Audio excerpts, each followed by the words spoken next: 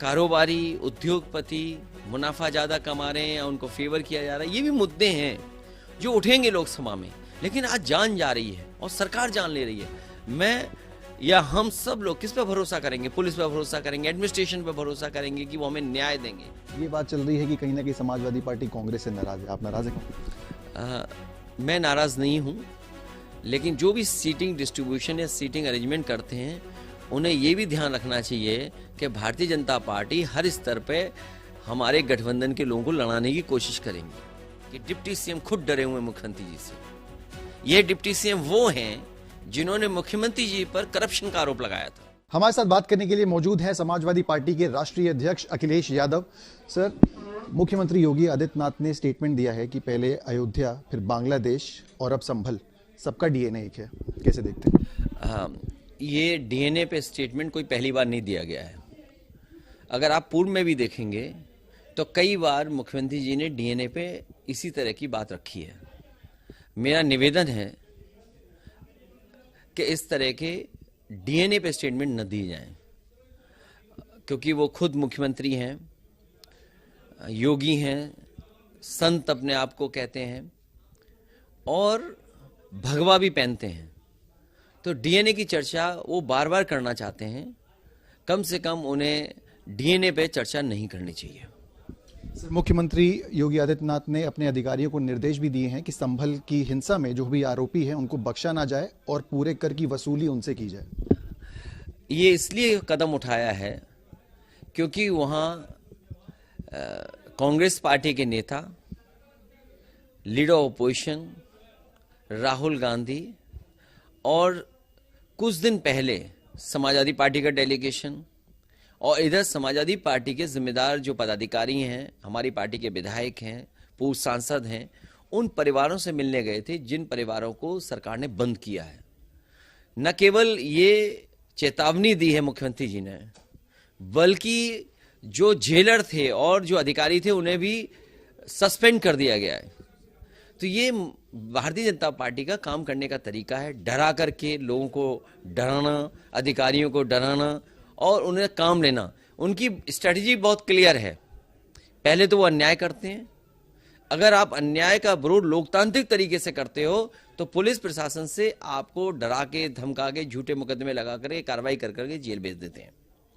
ये जो तरीका है डरा करके राजनीति करने का, इसीलिए हम लोग कहते रहे हैं कि भारतीय जनता पार्टी को देश के लोकतंत्र पर भरोसा नहीं है, भारतीय जनता पार्टी को देश के संविधान पर भरोसा नहीं है। आपका कोई अधिकार अगर है, वो अधिकार का भी छीनने का काम अगर कोई कर रहा है तो भारतीय जनता पार्टी के लोग कर रहे हैं। जैसा आपने बताया और हमने देखा भी कि संभल जाने पे रोक लगी हुई है, कोई बाहर का नेता हो या कोई हो एंटर नहीं कर सकता। आप जाने की कोशिश करेंगे या हालात नॉर्मल होंगे तो जाएंगे? देखिए, बहुत साफ बात यह है कि ये जो कुछ हुआ है संभल में, जो जाने गई हैं वो भारतीय जनता पार्टी की सरकार की वजह से गई हैं, वहां के अधिकारियों की नाकामी की वजह से गई हैं। और हो सकता है ये बात बाद में सामने आएगी, कहीं न कहीं सरकार चाहती थी कि वहां पर झगड़ा हो, वहां इस तरह का माहौल बने कि, और इसके साथ साथ सरकार ने जो बेईमानी की है, सरकार ने जो लूट की है चुनाव में, उसको छिपाना चाहती थी। जब सर्वे एक बार हुआ और सब लोगों ने पूरा सहयोग किया, वहाँ के जितने भी जिम्मेदार लोग थे, मस्जिद के जितने जिम्मेदार लोग थे, शाही जामा मस्जिद के जितने भी पदाधिकारी थे, उन्होंने सहयोग किया सर्वे का। सर्वे हो गया, उसके बाद आप दोबारा सर्वे कराने जा रहे हैं। सरकार ये बताए सर्वे टीम के साथ वो सर्वेयर कौन थे जो नारे लगा करके जा रहे थे? क्या सर्वेयर नारे लगा करके जाएंगे? तो ये कहीं ना कहीं उनकी सोची समझी रणनीति का हिस्सा था, वेल प्लान्ड था, रणनीति के तहत साजिश थी। और इसलिए थी क्योंकि भारतीय जनता पार्टी खोखली हो चुकी है विचारों से, काम से। अगर उन पर काम होता तो शायद काम के आधार पर जनता से वोट मांगते, लेकिन वो नफरत के आधार पर लोगों को बांट करके, जानबूझ करके इस तरह घटना कराई। और न केवल संभल में हुई है, अगर बहराइच की घटना में हम जाएं और सच्चाई जानना चाहेंगे तो भारतीय जनता पार्टी के विधायक ने अपनी ही पार्टी के कार्यकर्ता नेताओं के खिलाफ रिपोर्ट की और ये कहा कि इनकी वजह से घटना हुई है। इसमें भारतीय जनता पार्टी की सरकार दोषी है। उन्हीं की वजह से हुई है। अधिकारी नाकाम हैं, अपने अधिकारी जो इनकॉम्पिटेंट अधिकारी हैं उनको सरकार बचाना चाहती है। उन अधिकारियों को इसलिए बचाना चाहती है क्योंकि उनसे काम लिया है। और सच्चाई तो ये है, जब आप किसी अधिकारी से गलत काम लोगे तो जब वो गलत काम करेगा तो आपको उसके साथ खड़ा होना पड़ेगा। भारतीय जनता पार्टी पहले उनसे गलत काम कराती है, अगर गलती हो गई है तो उन्हें बचाने के लिए भी हर कदम गलत उठाएगी भारतीय जनता पार्टी। भारतीय जनता पार्टी के एक नेता हैं मुख्यमंत्री केशव प्रसाद मौर्य, उनका एक स्टेटमेंट है कि कांग्रेस और समाजवादी पार्टी के बीच में होड़ मची है, रेस लगी है कि जो वोट की पॉलिटिक्स है वो कौन करता है, इसलिए दोनों जाना चाह रहे हैं। कोई रेस नहीं है, अन्याय के खिलाफ लड़ रहे हैं। जो लोग दुख दर्द तकलीफ परेशानी में हैं उनके साथ खड़े हैं, अन्याय जिनके साथ हम खड़े हैं। और जितने भी लोग हैं जो इस देश की गंगा जमुनी तहजीब, इस देश के भाईचारा को जो पसंद करते हैं, वो सब उनके साथ खड़े हैं। जहां तक सवालें डिप्टी सीएम की है, सच्चाई तो ये है कि डिप्टी सीएम खुद डरे हुए मुख्यमंत्री जी से। ये डिप्टी सीएम वो हैं जिन्होंने मुख्यमंत्री जी पर करप्शन का आरोप लगाया था। और ये बात मैं नहीं कह रहा हूं, डिप्टी सीएम की एक चिट्ठी है जिसमें लखनऊ का प्लासियो मॉल बेचा गया था। वो सरकार का एलडीए का मॉल था, सरकार के पैसे से बना था, क्योंकि सरकार में कुछ लोगों ने मिलकर के मुनाफा कमाया, उसमें पैसा लिया जो डिप्टी सीएम को पता था। डिप्टी सीएम ने करप्शन को लेकर के, उस बेचे जाने को लेकर के मुख्यमंत्री जी को चिट्ठी लिखी थी और मुख्यमंत्री जी ने भी हो सकता है जांच कराई हो, उनकी भी कमियां पकड़ ली हो। उनकी कमियां पकड़ करके उनके सपने का चकनाचूर मुख्यमंत्री जी ने कर दिया है।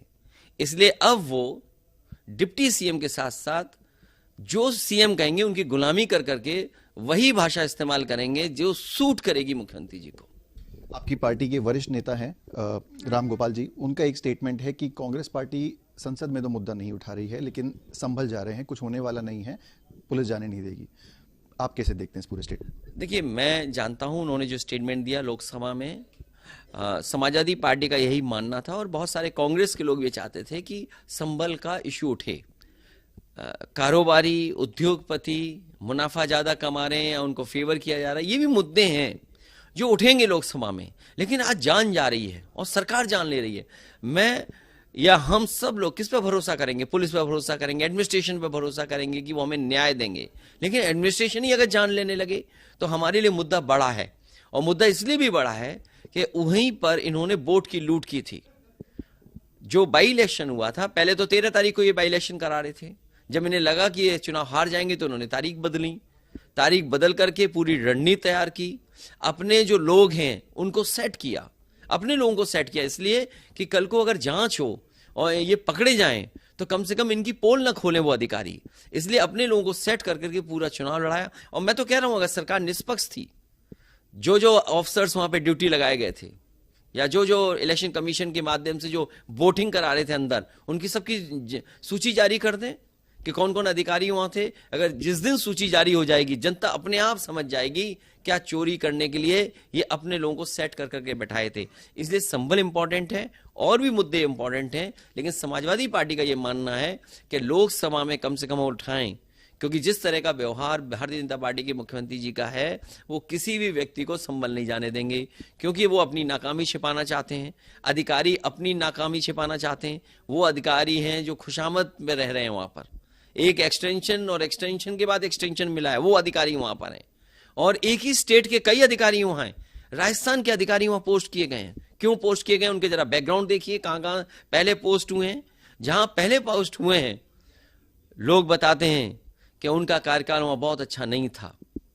इसीलिए सरकार नौकरी करने वालों पर भी दबाव बना करके, क्योंकि इन्होंने कहीं गलत काम किए होंगे तो उनके गलत काम न खुल जाए, इसलिए उनसे गलत काम सरकार करवा रही है। एक आखिरी सवाल, एक मुद्दा उठा है कि जो सिटिंग अरेंजमेंट है पार्लियामेंट में उसमें थोड़े चेंजेस आए हैं। आपके जो एमपी हैं अवधेश प्रसाद, उनकी सीट जो है वो पीछे कर दी गई है। ये बात चल रही है कि कहीं ना कहीं समाजवादी पार्टी कांग्रेस से नाराज है। आप नाराज है कांग्रेस? मैं नाराज नहीं हूं, लेकिन जो भी सीटिंग डिस्ट्रीब्यूशन या सीटिंग अरेंजमेंट करते हैं उन्हें यह भी ध्यान रखना चाहिए कि भारतीय जनता पार्टी हर स्तर पे हमारे गठबंधन के लोगों को लड़ाने की कोशिश करेंगी, क्योंकि बीजेपी नहीं चाहती है कि इंडिया गठबंधन के लोग एकजुट हों। तो ये कम से कम इंडिया गठबंधन के लोगों को सिटिंग अरेंजमेंट कैसे होना, ये कोई बहुत बड़ा इशू नहीं है। ये तो ये है कि हम लोग जब चाहेंगे तब रिजोल्व कर लेंगे। बहुत बहुत धन्यवाद हमसे बात करने के लिए। ये थे समाजवादी पार्टी के राष्ट्रीय अध्यक्ष अखिलेश यादव, जिनका कहना है कि ये माइनर इश्यूज हैं, जो मेन इशू हम लोग अपने आप में रिजॉल्व कर लेंगे। बात रही अगर कांग्रेस पार्टी की, हमारी साथी पार्टी है, भारतीय जनता पार्टी के ऊपर निशाना साधते हुए नजर आए हैं।